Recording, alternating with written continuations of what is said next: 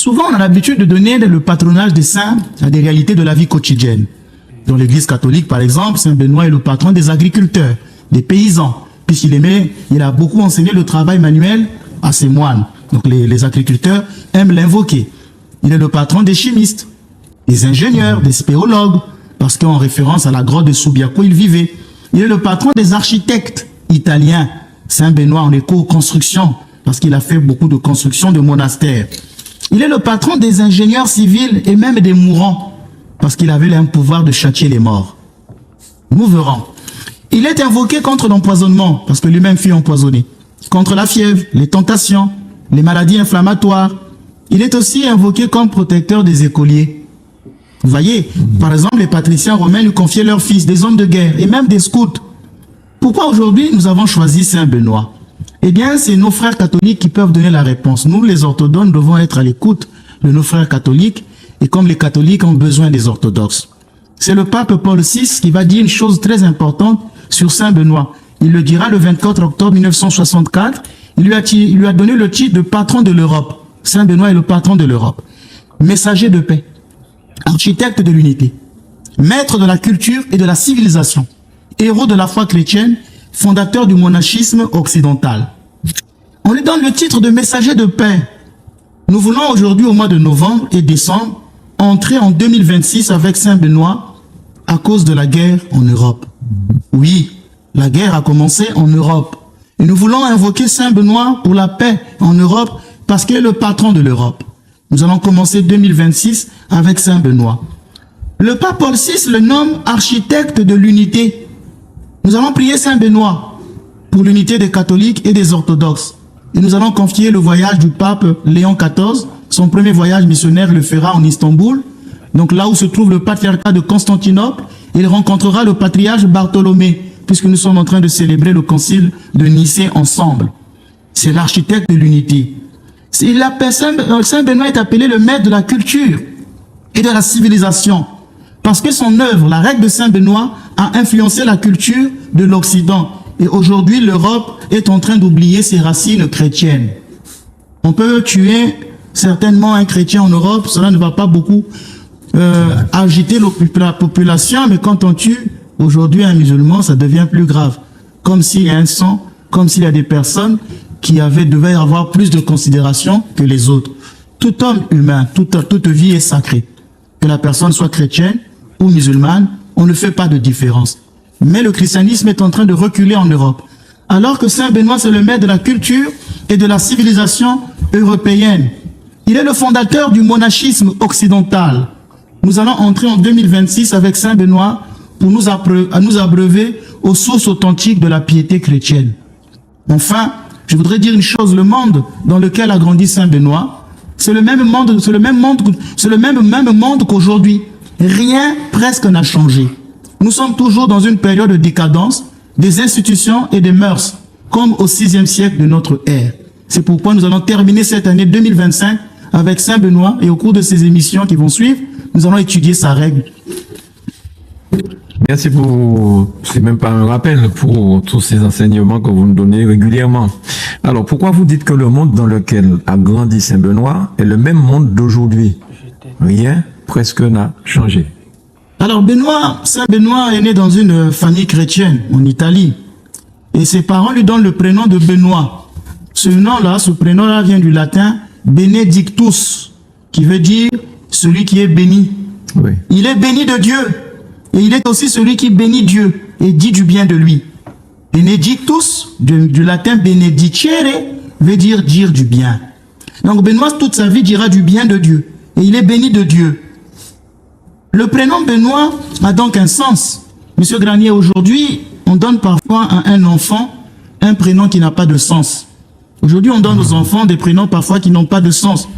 14 juillet, parce que c'est dans l'almanach, donc on donne ce genre de nom-là. Par exemple, il arrive que le caractère religieux du prénom n'a eu aucune influence dans le choix des parents.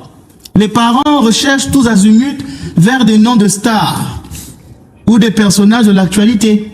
On donne des noms profanes ou même ridicules à l'enfant. Je ne voudrais pas faire un clash ici. Je préfère ne pas donner des exemples de noms. Sinon, ça risquera de faire un clash. L'Église continue néanmoins de recommander aux parents de choisir un prénom qui se rattache à un saint. Il faut donner le nom d'un saint à des enfants. Pourquoi? C'est leur proposer un modèle de vie et c'est leur donner un saint protecteur. Le nom de Benoît montre bien que l'Europe ou partout dans le monde, on oublie cette racine de donner des noms chrétiens. Vous verrez bientôt en Europe qu'il y aura beaucoup de noms qui ne sont plus des noms chrétiens. Mon émission n'est pas de faire un clash. Arrivé à l'âge de l'adolescence, précisément à 15 ans, Benoît va quitter sa famille, comme la majorité des enfants de son époque, de la noblesse italienne. Il va aller à Rome pour étudier des études libérales. Il va étudier le droit. Il va étudier les lettres. Ce sont des études classiques qui étaient obligées pour des enfants qui un jour vont avoir une autorité administrative. Mais quand Benoît arrive à Rome, il découvre que Rome est terrible aux âmes pures. Lui qui a grandi dans une vie chrétienne, dans la pureté. Il découvre que Rome est terrible aux âmes pures. Le mode de vie romain, c'est le désordre moral. Il y a des tentations charnelles à Rome. Il y a des tentations intellectuelles et politiques. Les gens se battent. Benoît s'enfuit de Rome. Car dans son cœur, c'est Dieu seul qu'il cherche. Et il ne veut pas courir le risque de perdre Dieu. Il va donc se couper de la vie romaine pour aller vivre en ermitage. Son départ est donc motivé par la peur de tomber dans l'abîme des vices, de l'ambition et de la sensualité. Il va donc abandonner ses études de lettres qu'il avait commencées à Rome.